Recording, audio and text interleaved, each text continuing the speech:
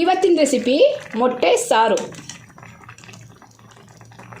ರುಚಿಕರವಾದಂಥ ಮೊಟ್ಟೆ ಸಾರು ಅನ್ನದ ಜೊತೆ ನೆಂಚ್ಕೊಳ್ಳೋಕ್ಕೆ, ಅನ್ನ ಮುದ್ದೆ ಚಪಾತಿ ಪರೋಟ ಜೊತೆ ನೆಂಚ್ಕೊಳ್ಳೋಕ್ಕೆ ಒಳ್ಳೆ ಕಾಂಬಿನೇಷನ್ನು ಈ ಮೊಟ್ಟೆ ಸಾರು. ಈ ಮೊಟ್ಟೆ ಸಾರನ್ನ ಹೇಗೆ ಮಾಡೋದು ಅಂತ ನೋಡೋಣ ಬನ್ನಿ.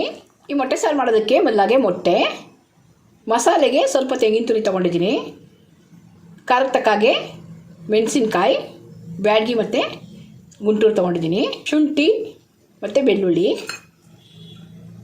ಮಸಾಲೆಗೆ ಚಕ್ಕೆ, ಲವಂಗ, ಸ್ವಲ್ಪ ಕಾಳುಮೆಣಸು, ಒಂದು ಏಲಕ್ಕಿ ತೊಗೊಂಡಿದ್ದೀನಿ, ಟೊಮೊಟೊ ಮತ್ತು ಪುದೀನ ಇಷ್ಟನ್ನು ಸೇರಿಸಿ ರುಬ್ಕೊಳ್ಬೇಕು. ಮೊದಲಿಗೆ ಮಸಾಲೆ ರುಬ್ಬಿಟ್ಕೊಳ್ಬೇಕು. ಮಸಾಲೆ ರುಬ್ಕೊಂಡಿದ್ದೀನಿ, ನುಣ್ಣಗೆ ರುಬ್ಕೊಳ್ಬೇಕು ಮಸಾಲೆನ.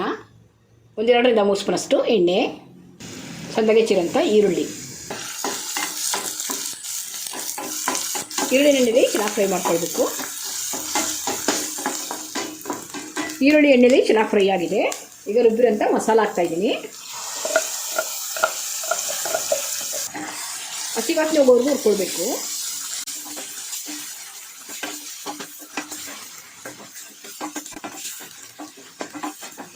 ಮಸಾಲೆ ಎಲ್ಲ ಎಣ್ಣೆ ಚೆನ್ನಾಗಿ ಫ್ರೈ ಆದಮೇಲೆ ನೀರು ಹಾಕ್ತಾಯಿದ್ದೀನಿ. ಸಾರಿಗೆ ಎಷ್ಟು ಬೇಕೋ ಅಷ್ಟು ನೀರು.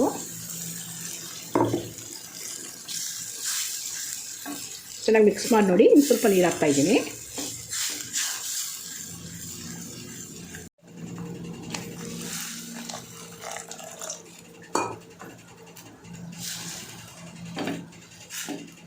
ಸ್ವಲ್ಪ ಅರಿಶಿನ ಹಾಕ್ತಾಯಿದ್ದೀನಿ, ರುಚಿಗೆ ತಕ್ಕಷ್ಟು ಉಪ್ಪು.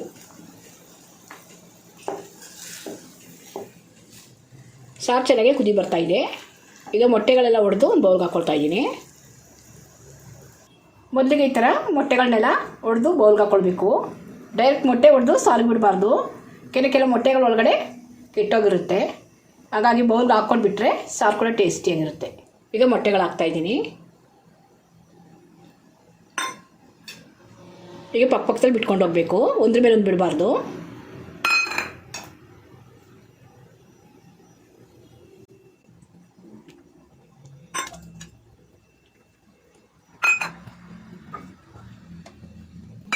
ಒಂದು 6 ಮೊಟ್ಟೆಗಳು ಬಿಟ್ಟಿದ್ದೀನಿ ಸಾರಲ್ಲಿ. ಈಗ ಮೀಡಿಯಮಲ್ಲಿ ಇಟ್ಕೊಂಡು ಕುದಿಸ್ಕೊಳ್ಬೇಕು.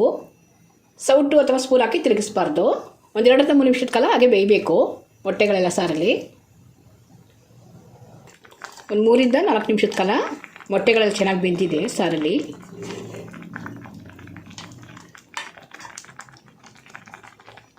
ಬೇಕಂದರೆ ಮೊಗಚಾಕು ಕೂಡ ಬೇಯಿಸ್ಬೋದು.